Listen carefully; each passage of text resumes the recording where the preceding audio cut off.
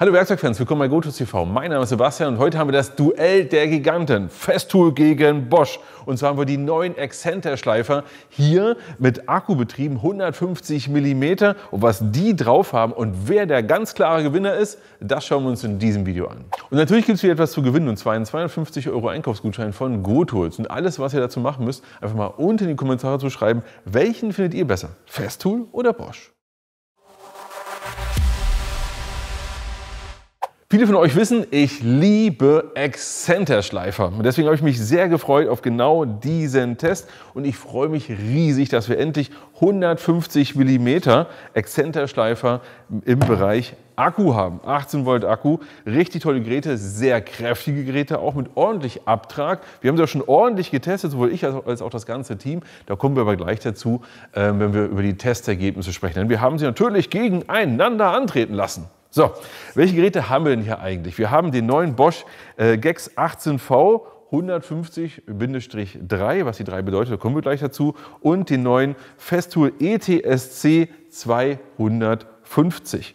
Und beide Geräte ganz neu auf dem Markt, zumindest jetzt, wo ich das Video drehe, relativ neu auf dem Markt, aber mit sehr großen Unterschieden. Und die schauen wir uns jetzt mal an, nachdem ich euch verraten habe, was die Geräte eigentlich kosten. Wir haben hier bei Bosch einen Preis von so um die 270 €. Bei Festool haben wir einen Bereich von über 400 €. Schaut mal gerne unten in die Videobeschreibung, da findet ihr wie immer den ehrlichen Preisvergleich und vor allem einen aktuellen Test. Und die Geräte gibt es ja auch in verschiedenen Zusammenstellungen. Im Karton, mit Koffer, mit Akku, ohne Akku, bla bla bla. Einfach mal, wenn du wissen willst, was alles mal so gibt, unten in die Videobeschreibung reinschauen. Schauen wir uns die Geräte mal an und fangen hier bei dem Bosch an. Und hier gibt es eine Funktion, die ich wirklich sehr, sehr, sehr liebe. Und zwar, dass man ihn einfach hier auf den Akku draufschalten kann oder draufstellen kann. Das ist ein Riesenvorteil. Warum? Hier bei Festool ist es so, das Gerät kann ich theoretisch natürlich so hinlegen. Das funktioniert auch.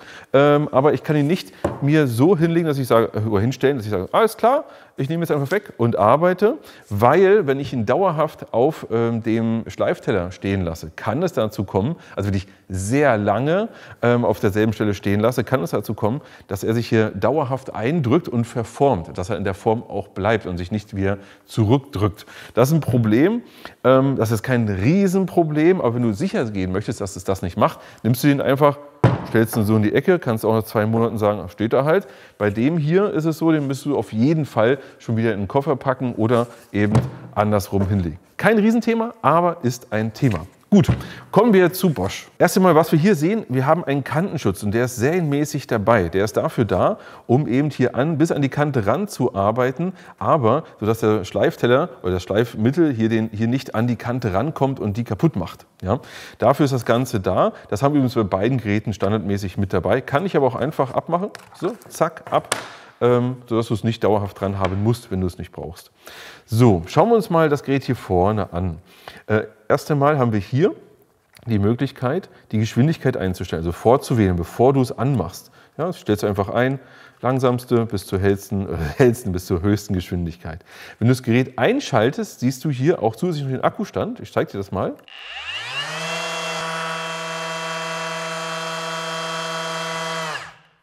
Ja, hier siehst du den Akkustand. Wir schauen uns das auch mal an. So, hier. Ja, ist relativ leer. Er zeigt an, irgendwie zwischen 1 und 2 Balken hier vorne. Natürlich kannst du das hier auch dauerhaft hier hinten anzeigen, aber ist natürlich beim Schleifen viel angenehmer, wenn es dir hier auch angezeigt wird. Übrigens kommst du mit so einem Akku hier durchaus mal 30 Minuten lang hin. Und du kannst natürlich aber auch noch einen größeren Akku nehmen. So, hier haben wir einen Ausschalter, ganz klar. Wenn wir jetzt hier an die Seite schauen, die Zahl 3 steht nicht einfach so hier, sondern die steht für den Schwingkreisdurchmesser, den wir hier haben. Ja, also wir haben einen 3 mm Schwingkreis. Schauen wir uns mal den Teller an. Ja, du siehst hier jede Menge Lochung, das ist also sehr, sehr stark gelocht, sodass hier wirklich sehr gut der Staub eindringen kann und auch abgesaugt werden oder abtransportiert werden kann. Hier unten nochmal eine Kleinigkeit, hier kannst du eine Schlaufe einführen. Ich sage mal, für diejenigen, die das brauchen als Absturzsicherung, sei es drum, ich bin noch nie auf die Idee gekommen, sowas zu benutzen. Und hier haben wir unseren Absaugadapter. Ja? Hier ist ganz wichtig, hier ist es so, dass wir eine andere Patrone haben. Vom 125er kennen wir, dass es eher so ein Sack ist, der hier dranhängt. Hier haben wir eine richtige feste Patrone, die können wir hier dran tun, können das Gerät so benutzen und halten, können natürlich die Patrone, auch wenn wir wollen, irgendwie so zur Seite drehen, ja, und können das Ganze benutzen. Die Patrone selber ist sehr, sehr leicht, das sind, ich sag mal, wenige Gramm, was also auch nicht wichtig ist für die Balance des Gerätes. Ja, es ist nicht so, dass wenn wir es hier hin tun, dass es dann sehr schnell nach hinten kippt oder nach oben jetzt halten müssen, das ist gar nicht das Thema. Was wir hier drin haben, ist aber nochmal ganz wichtig. Wir können jetzt hier natürlich unseren Absaugadapter dran tun. Das heißt, wir könnten jetzt hier einfach den hier drauf stecken und damit arbeiten. Das funktioniert und geht. Und du siehst auch hier, das ist fest. Also ich kann das nicht abziehen. Ja, also für diejenigen, die jetzt wirklich sagen, oh, wie fest ist das eigentlich? Du kannst aber auch hier das Click und Clean nehmen. Das heißt, wir nehmen jetzt hier mal den Adapter, den machen wir ab. Ja, der hier ist ab. Nehmen den hier, schrauben das ab und dann können wir den hier direkt draufklicken. So, und klick. Was man hier schlecht sehen kann für euch ist, vielleicht, wenn die Kamera hier so durchguckt, haben wir hier hinter, hier können wir Nebenluft ziehen, beziehungsweise hier ziehen wir Nebenluft, was ganz wichtig ist an der Stelle, um eben, damit sich das Gerät nicht festsaugt. Ja? Das können wir jetzt hier draufstecken. So. Und dann ist das Ganze auch fest. Das heißt, du hast hier zwei verschiedene Möglichkeiten, den Schlauch zu befestigen. Ich weiß gar nicht, was mir lieber wäre. Ihr könnt es ja gerne mal unten in die Kommentare schreiben. Ich habe ja gerade erwähnt, dass wir hier in diesem Adapter ja quasi einen Bypass haben für die Luft. Haben wir natürlich auch original am Schlauch. Ja? Das können wir hier natürlich genauso einstellen. Wenn wir es hier wenn wir es so drehen, Bypass aus, wenn wir es so drehen, wird hier Nebenluft gezogen, würde ich euch auch auf jeden Fall empfehlen. Wenn der Sauger zu stark ist und zu stark die Luft zieht, dann ist es so, dass das Gerät wirklich festgesaugt wird an der Oberfläche, genau. Und dementsprechend wird das Absaugergebnis anders oder es wird auch schwerer, das hin und her zu bewegen. Also da einfach mal ein bisschen ausprobieren, ja, im Zweifel die Saugleistung ein bisschen runterdrehen, je nachdem welchen Sauger du hast und so weiter und so fort. Was ich wirklich gut finde übrigens an der ganzen Sache ist, du kannst das hier jetzt schön aufschrauben. Beim anderen ging das auch bei 125, aber jetzt hast du hier eine robuste Box, die kannst du auskippen, ja. Die haben wir gerade ausgesaugt, da kommt nichts raus. Aber das finde ich echt eine coole Neuerung. Apropos Neuerung, was noch wichtig ist, in Kürze kommen noch andere Teller raus. Das heißt, je nachdem, wie weich dein Teller sein soll oder wie hart dein Teller sein soll, kannst du dann noch das Ganze auswählen. Aktuell, hier im Lieferumfang, ist der mittlere Teller mitgeliefert. Eine Sache, die ich noch unbedingt erwähnen möchte, ist Folgendes. Und zwar, wir haben hier kein Licht. Ja, da kommen wir gleich nochmal dazu. Hier ist kein Positionslicht, kein LED, kein nichts, gar nichts verbaut. Das ist alles nicht da. Aber was mir doch sehr wichtig ist, ist Folgendes. Und zwar erst einmal nehmen wir das Gerät und tun das hier hin, stellen das hier hin und sehen, es ist sehr gut ausbalanciert. Es kippt hier nicht hin, sondern es hat hier erstmal den Drang, es möchte so stehen. Und es ist auch vom Greifen her sehr, sehr ergonomisch. Also man kann das super hier vorne mit dem Krallengriff halten und führen. Man kann das auch ein bisschen weiter hinten führen, je nachdem, wie es einem lieber ist. Also vom reinen Handling her ist das schon richtig gut. Zu den Schleifmitteln kommen wir nachher nochmal zu. Schauen wir uns jetzt mal Festool an. Kommen wir zu Festool. Hier hatte ich ja schon erwähnt, dass wir hier eben diesen Stand nicht so herstellen können. Aber ich möchte jetzt nochmal Bezug nehmen, auch auf den Bosch, auf das Thema Gleichgewicht kommen oder wie ist es ausbalanciert. Ja? Wir haben hier ein Gerät, wir stellen das auch so hin, bleibt erstmal grundsätzlich da stehen, aber wir haben hier etwas, der neigt eher dazu, nach hinten zu kippeln.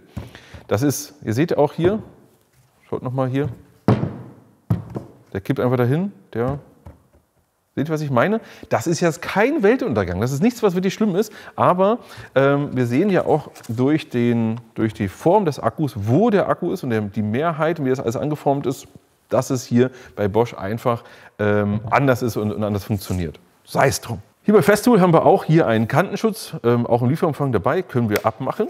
Ja, zack und ab. Was wir hier sehen ist, dass wir deutlich mehr Metall verbaut haben, allgemein im Gehäuse. Ja, du siehst hier, das Ganze ist aus Metall, dementsprechend das bricht hier auch nicht ab, auch wenn es mal runterfällt, bricht es nicht so schnell ab. Das ist hier bei Bosch Kunststoff natürlich nochmal eine andere Sache, das ist auch sehr massiv, auch das ist kein billig Plastikzeug hier, aber man muss sagen, hier bei Festool Metall, deutlich robuster. So, dann haben wir hier vorne einen umlaufenden LED-Ring hier. Man sieht, glaube ich, auch so ein bisschen hier die einzelnen LEDs. Und das Ganze kann ich hier hinten einschalten und kann ich auch in der Helligkeit variieren. Das ist irre hell. Ja, schaut mal hier. Und ich kann es runterdimmen, nochmal runterdimmen und auch entsprechend ausschalten. Das mache ich hier hinten. Hier kann ich die Geschwindigkeit vorwählen. Ja. Bei Bosch waren es so Knöpfe, hier kann ich es so über das Rad machen, beides relativ intuitiv. Ich habe hier keine Akkuanzeige nochmal. Ja, die Akkuanzeige habe ich hier hinten dran und da kann ich natürlich sehen, wie das Ganze noch geladen ist. Schauen wir uns den Teller mal an. Auch hier klassisch Multiloch-Teller, sehr viele Löcher, um entsprechend gut absaugen zu können. Was man übrigens noch erwähnen sollte bei dem Gerät ist, das Gerät wollte mal eine Akkuleuchte werden, denn man kann über die App noch einiges einschalten bzw. einstellen. Was man auch einstellen kann, ist, wie lange sie dann leuchtet, wenn ich hier einfach mal das Licht einschalte. Man kann es nämlich auf maximal 5 Minuten einstellen. Das ist ja ganz kurz vor Taschenlampe. Ja? Das heißt, wenn du jetzt sagst, okay, ich möchte hier mal ganz kurz was machen, hast kein anderes Licht, kannst du einfach das Gerät nehmen, hier Licht einschalten und dann bis zu 5 Minuten arbeiten. Du kannst über die App wirklich jede Menge einstellen. Einfach mal ausprobieren, wenn du dich für das Gerät entscheidest. Was noch ganz wichtig ist, ist ein großer Unterschied in, wie wird das Gerät abgesaugt, beziehungsweise wie wird der Sauger eingeschaltet. Wir haben ja ein Akkugerät. Normalerweise ist es ja so, wenn wir ein kabelgebundenes Gerät haben, stecken wir in so einen Sauger rein. Dann weiß der Sauger, oh, jetzt wird Energie abgenommen, dann fange ich an abzusaugen. Wenn dann die Energie abgeschaltet wird, also das Gerät abgeschaltet wird, dann saugt er nicht mehr. Hier haben wir ein Akkugerät, ist es ganz anders. Bei Festool wird das so geregelt, dass hier im Akku entsprechend ein Chip verbaut ist, der mit dem Sauger kommuniziert und der sagt einfach, jetzt bin ich im Betrieb, bitte absaugen, jetzt ist aus, bitte nicht mehr absaugen. Das läuft hier automatisch. Bei Bosch ist das nicht so.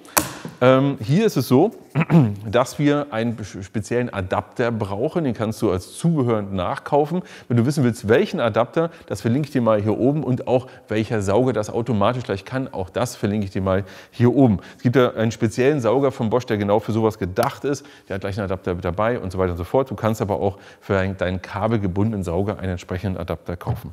Und eine Sache habe ich noch nicht erwähnt, nämlich, wie ist denn eigentlich der Schwingkreisdurchmesser? Ach doch, Moment, eine Sache davor. Wir haben jetzt übrigens endlich die ganz normalen Standardakkus hier verbaut, für die, die es noch nicht wahrgenommen haben, nicht mehr diese alten, sag mal, Einsteckakkus. So, aber was ich noch nicht erwähnt habe, ist, bei Festool haben wir einen anderen Schwingkreisdurchmesser, nämlich hier haben wir 3,5 mm gegenüber Bosch mit 3 mm. Und wie gut sich die beiden gegeneinander schlagen, das schauen wir uns jetzt mal an.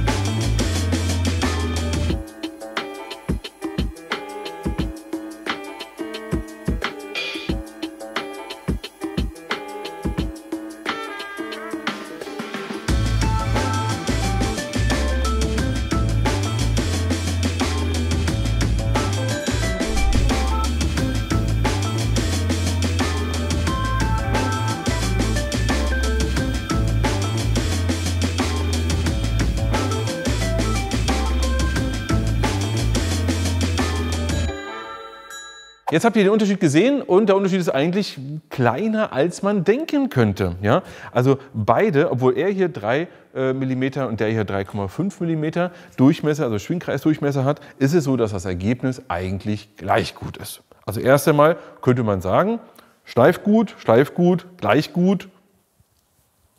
Ja, was soll man da jetzt machen? Ja? Wir haben jetzt wirklich Folgendes probiert. Wir haben verschiedene Schleifmittel ausprobiert. Wir haben es mehrmals wiederholt und gemacht und getan. Und wir haben auch verschiedene Menschen genommen. Und der Test ist einfach, es ist von der Geschwindigkeit her identisch. Das ist erstmal eine interessante Erkenntnis. Was nicht ganz identisch war, war das Gefühl beim Bosch. Bei Festool, alle waren happy, ich bin auch happy, alles gut. Bei Bosch ist es so, dass einige bei uns aus dem Team gesagt haben, er fühlt sich in einigen Situationen etwas unruhiger an als der Festool. Also gerade jetzt im Randbereich, wenn man im Randbereich schleift, ist es so, dass einige gesagt haben, ja, für mich ist eine ganz leichte Unruhe im Spiel. Ich persönlich empfinde es nicht so. Also für mich sind sie vom Handling her und vom Schleifen her wirklich identisch. Aber das ist auch so ein bisschen Fingerspitze und Gefühlsache. Das heißt nicht, dass ich es besser kann, sondern das ist meine persönliche Einschätzung. Jetzt könnte man an der Stelle also sagen, erst einmal, sie schleifen gleich gut. Das stimmt auch, aber das Schleifgefühl ist doch ein komplett anderes aus einem anderen Grund. Bei Festool ist es so, dass wir hier nicht mehr im Dunkeln schleifen, sondern wir haben hier das Licht dran und ich weiß, dass es wird ja breit und groß diskutiert. Wozu brauche ich da ein Licht? Wenn du schleifst, brauchst du sowieso eine gute Ausleuchtung, hier und da, dann sehe ich das doch. Aber nee. Bin ich ganz anderer Meinung. Bei Festool ist es so, dass dieses Schlaglicht, was wir hier anhaben, durch diesen extrem niedrigen Winkel im Verhältnis auch zum Holz und zu der Struktur, die wir dort haben, vielleicht zu Riefen oder Kanten, das extrem gut sichtbar machen. Also wirklich sehr, sehr gut. Und natürlich ist die Geschwindigkeit bei beiden das gleiche, aber ich bin viel souveräner beim Schleifen, dass ich sehe, ich gehe jetzt hier lang, oh cool, da sehe ich was, da gehe ich vielleicht ein bisschen länger nochmal drüber, die Riefe ist weg, die Kante ist weg oder was auch immer, die Verunreinigung ist weg und dann kann ich woanders hingehen. Das ist hier einfach eine komplett andere Hausnummer, das muss man einfach so sagen und das ist nicht vergleichbar. Wenn du sehr schönes Streiflicht dir auf dem Tisch hingebaut hast, dann wird es egal sein, welches der beiden Geräte du nimmst. Wenn du aber sagst, ich bin auf der Baustelle, ich bin irgendwo unterwegs, ich mache hier, mache da, dann ist es so, dass du natürlich dort niemanden dabei hast, der das einrichtet, du selbst hast vielleicht keine Zeit oder es sind irgendwelche Bedingungen. Mit dem Gerät kannst du quasi im Dunkeln schleifen und weißt trotzdem immer, wo du bist. Bevor wir zum Fazit kommen, müssen wir auf eine Sache nochmal eingehen, und zwar das Thema Schleifmittel. Denn das Schleifmittel ist eigentlich genauso wichtig wie die Maschine. Ein schlechtes Schleifmittel hast du erstens keinen Spaß, zweitens im Zweifel kannst du wirklich den Untergrund kaputt machen, kaputt schleifen oder du wirst einfach ewig brauchen. Also überleg dir wirklich genau, welches Schleifmittel du nimmst. Hier bei Festool ist es so, dass wir es auch mit verschiedenen Schleifmitteln ausprobiert haben und ich glaube, viele von euch wissen das gar nicht oder kennen das gar nicht. Von Festool gibt es auch Netzschleifmittel. Also wir haben es natürlich hier mit dem Standard gemacht, aber auch mit Netz. Und das Netz funktioniert wirklich sehr, sehr gut. Also für diejenigen, die sagen, maximale Absaugleistung, dann ist so ein Netz wirklich eine absolute Alternative. Ja. Denkt aber dann nochmal dran, ihr braucht hier so ein Zwischenpad. Ja. Das Zwischenpad ist dafür da, um entsprechend hier dazwischen geklebt zu werden. So, nee, so rum nicht, so rum, damit das besser haftet. Das ist genau dafür da, um das aufzunehmen und als zweites, um den Teller hier zu schonen. Denn wenn wir direkt das Netz hier drauf machen, haben wir erstens das Problem, es haftet nicht ganz so gut. Und zweitens, dadurch, dass dieses Netz so geformt ist, wie es geformt ist, kann es sehr heiß werden und dann könnte der Teller beschädigt werden, dass also diese kleinen Klettdinger nicht mehr so richtig halten. Ja, habe ich selbst schon mal wirklich gemacht. Bei einem Bosch-Gerät habe ich das vergessen und habe das hier komplett runtergebrannt. Das war dämlich, weil der Teller ist dann halt hin. Ja. Schauen wir uns mal das Ganze bei Bosch an. Bei Bosch ist es so, wir kennen auch das Klassische, bei Bosch kennen viele das Netz inzwischen, ja, aber hier gibt es was Neues und zwar, es gibt ein Folienschleifmittel. Das hier sieht erstmal eigentlich ähnlich aus diesem Schleifmittel, aber hat mehrere Vorteile. Der Hauptvorteil, den man erst einmal sagen kann, ist folgendes: Hier ist ein Richtungspfeil drauf. Nämlich, wenn ich das Gerät nehme, habe ich hier auf dem Gerät so kleine Richtungspfeile drauf, beim Netzschleifmittel auch. Und ich kann das dann einfach nehmen und sofort ansetzen. Ich muss nicht gucken, dass diese kleinen Punkte irgendwo hinpassen. Finde ich cool. Hier ist das ein bisschen anders, da kommen wir aber gleich auch noch mal dazu. Das finde ich schon mal super. Zweites großes Vorteil von dem ist, es bröselt nicht. Hier ist ja das Schleifmittel aufgedampft, eingebacken. Ich kann das gar nicht genau sagen. Aber wenn ich das jetzt hier so nehme, bröselt da nichts drauf. Das ist wirklich sehr, sehr fest. Bosch sagt auch, es ist selbstschärfend. Was immer das heißen mag, keine Ahnung. Auf jeden Fall bröselt es nicht. Finde ich super. Dann kannst du es hier auch so benutzen. Ja? Und es funktioniert trotzdem. Ich kann es immer noch aufsetzen und ich kann es benutzen. Wenn du das hier machst, naja, eher schwierig. Ja? Liegt halt daran, das ist eine Folie und das hier ist Papier. Ich kann das immer noch aufsetzen, aber ihr wisst alle, was genau jetzt passiert. Weiterer Vorteil von dem hier ist, das ist kaputt. Das geht eben nicht kaputt und das finde ich gar nicht so schlecht, denn ihr kennt das doch alle. Ihr benutzt das, habt irgendwie falsch aufgekommen, gemacht, getan und schon bröselt euch das hier irgendwo in 1000 Fetzen. Hast du hier auch nicht. Also mein Tipp für euch wäre auf jeden Fall, probiert das mal aus. Ich werde das jetzt bei mir mal in den Langzeittest mitnehmen und mal schauen, wie sich das so über die Dauer hier so beschlägt bei uns. Gut, kommen wir zum Fazit. Und ich bin auf euer Fazit sehr, sehr, sehr gespannt. Schreibt mal unten in die Kommentare eure Meinung. Das erste Fazit ist, beides sind richtig geniale Geräte, auf die ich wirklich gewartet habe. Und egal welches der beiden Geräte ihr kauft, ihr macht nichts falsch. Seid ihr schon im Bosch Akkusystem, ist das natürlich ganz klar euer Schleifer. Seid ihr sehr unabhängig im Geiste oder auch im Akkusystem, würde ich persönlich wahrscheinlich eher hierhin greifen. Ganz einfach, das Licht ist das Licht und das kann man nicht wegdiskutieren.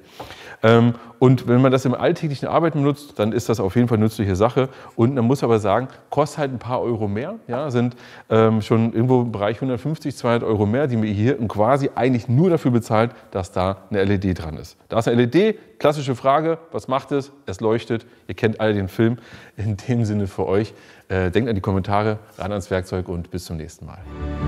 Moment, wir haben was vergessen. Wir haben ganz wichtig noch etwas vergessen. Und zwar von Festool. Bei Festool gibt es ein paar Spielkinder, die haben echt coole Sachen gemacht. Nämlich folgendes. Wenn du einen 3D-Drucker hast und Festool-Geräte hast, schau unbedingt mal auf die Festool-Seite.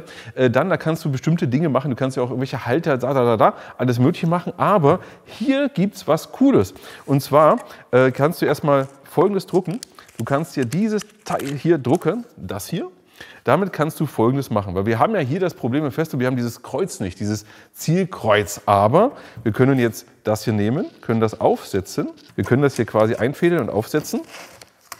Und dann können wir Folgendes machen. Wir nehmen jetzt unser Gerät und fädeln das hier auch ein. So, dann hast du es absolut passig und perfekt aufgesetzt, ja, sodass die Löcher wunderbar passen und du nicht zielen musst. Ja? Und das kannst du dir einfach selber ausdrucken, gibt es nicht zu kaufen, aber das hier ist kostenlos von der Seite runterladbar.